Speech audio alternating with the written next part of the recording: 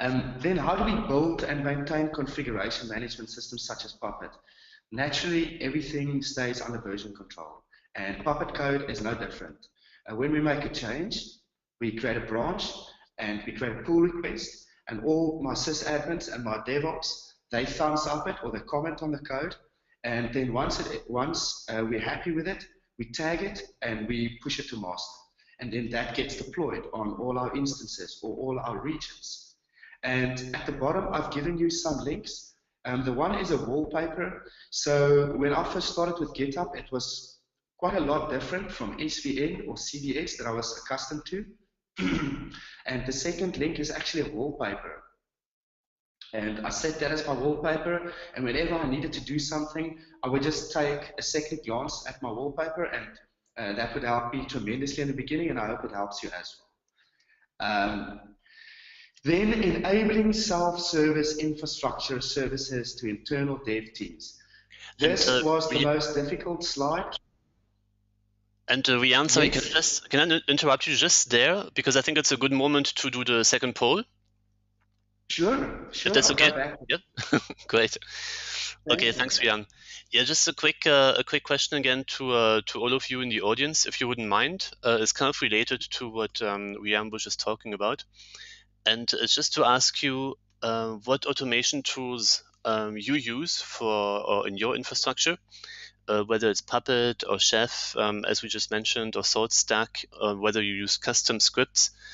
It'd be interesting to know what it is that you use and how you go about addressing these issues. So I'll just give it a few seconds so that everyone can participate.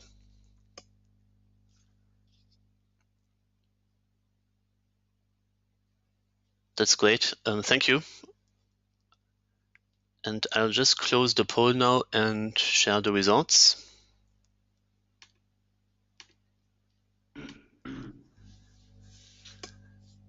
So this looks pretty interesting, yeah. If you want to comment, Riaan. It looks a lot like this morning, unlike the DBA poll. And it's very nice to see Puppet, Chef, and SaltStack, they do mainly the same thing. It's just another flavor of soup, you know? So it's very nice to see you guys use it more and more. It's also nice to see that you use custom scripts, Bash, Fab, or Ruby. I myself use also a mix of this together with Puppet to accomplish the tasks I do. But Puppet just makes everything a lot easier for me than to write my own scripts.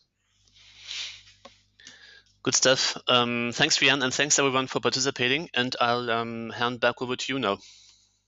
Thank you. So as I was saying, this was the most difficult slide to make. And the reason it was so difficult is because your developers and your PMs are your most demanding customers. They will want things from you that you cannot imagine any other customer would want. They are also your most prized possession. So keep them happy because a happy developer writes less bugs. They want, for example, everything protected, like staging, but then they will come to you and ask you if their payment notifications could bypass authentication. But in all honesty, it's very simple to keep them happy. It could be as simple as using an SSH tunnel, and if you put this in your SSH config, it'll just create an SSH tunnel that forwards a local port 33306 to your MyRDS instance read replica.mydomain.com on the MySQL port. And everything is nicely encrypted. I would encourage you to use either Vagrant or Docker instances. I prefer Vagrant just because I've been using them for a long time. But it really just helps developers spin up their code, test their bugs quickly, things like that. Then also environments is very important. So if you already have staging, I would also create a QA, a dev2 environments. You can point this straight to Docker, or it can just be a placeholder, but as many as you can. The point is to drive your infrastructure really hard in your testing environments so that you are 100% absolutely sure what is going to happen in your production environment. And then, of course, keep everything under version control. What made it easy for me is to create endpoints in my workflow. So if I do a live to staging, I will also push it to the developers, their dev database. So it's just an extra line, but people just know exactly what's going to happen, where and when. Then our next slide is health and performance monitoring. So we use CloudWatch monitoring, and then we write our Sync scripts on top of CloudWatch. Then we also use Kibana and Logstash for all our logs. And so the instances don't actually log anything. They just get pushed to Kibana and Logstash. And it enables you to make nice dashboards, do really, really custom, fine custom queries on results that you need or want. Of course, we also use New Relic monitoring, but it can get a bit pricey, especially when you start auto-scaling, because their pricing is per server.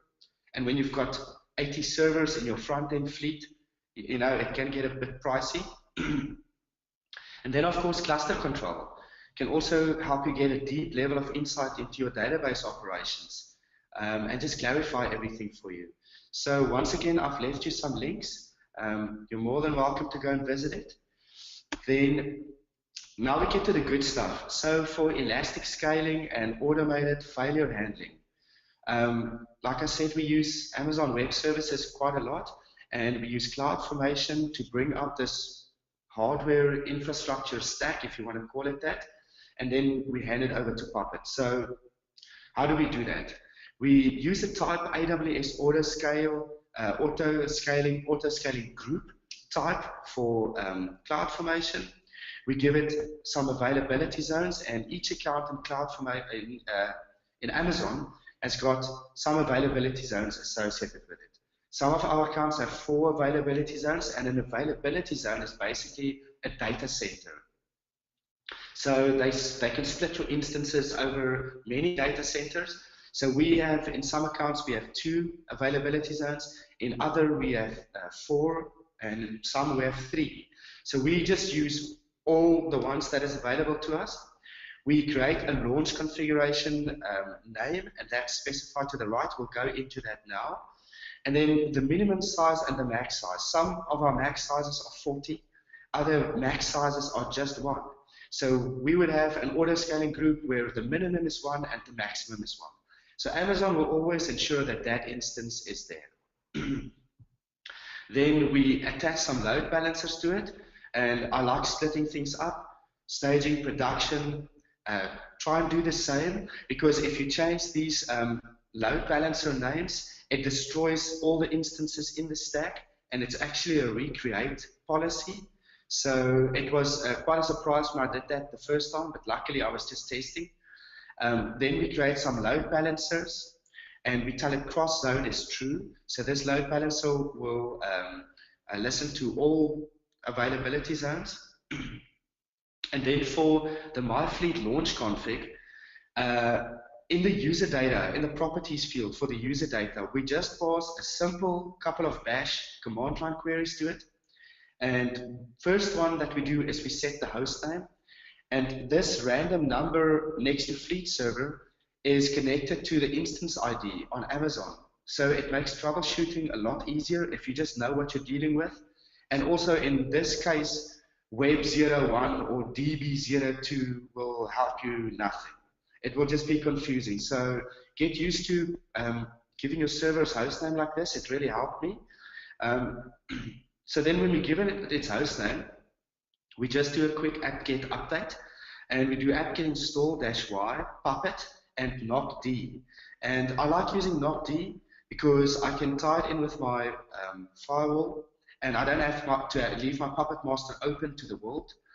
So it's quite a quick trick, but it works amazingly well. And then we run Puppet. And then in the Puppet code, we specify a node. A node stands up for this node, and it will just simply give it a class MyFleet.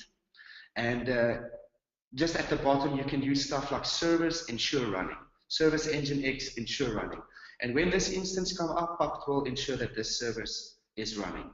So you're more than welcome to use these code examples. They won't work off the bat. You need to add some other configs to them, but they will get you close to it. Then next is disaster recovery.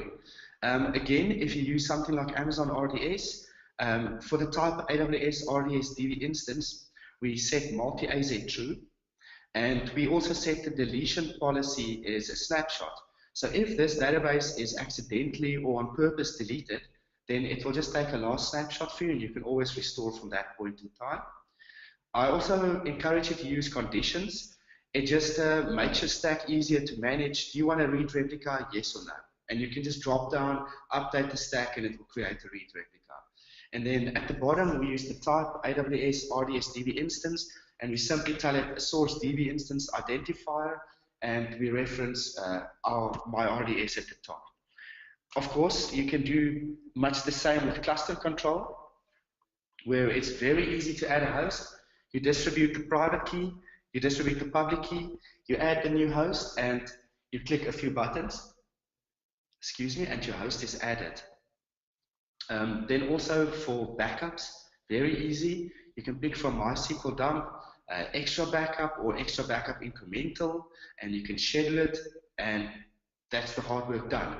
But I would encourage you to back up everything. You don't have to keep everything, but make sure everything is backed up.